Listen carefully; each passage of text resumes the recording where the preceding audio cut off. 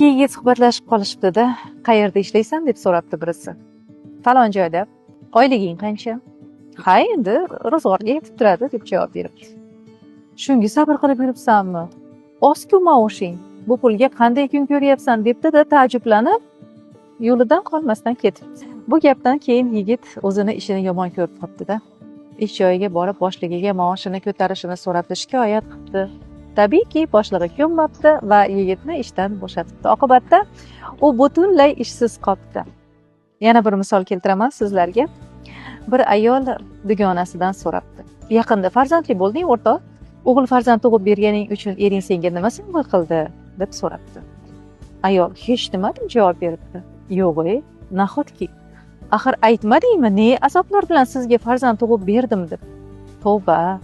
Arzimagan bo'lsa ham sovg'a bermasa-ya, ering ajoyib ekan.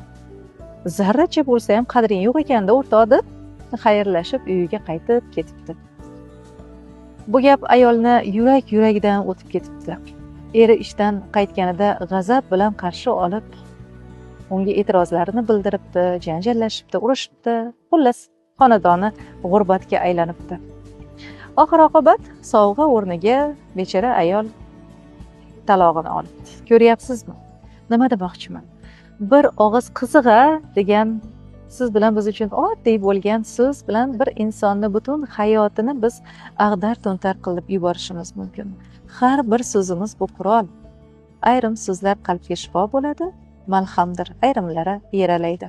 Tanlang, bir og'iz so'zingiz bilan insonlar qalbiga shifo bo'lasizmi yoki bo'lmasam mana shu bir og'iz qizig'a degan birovni hayotiga burun suqish tegapti, mana shu gap. Mana shu iborangiz bilan kimnidir hayotini barbod qilasizmi?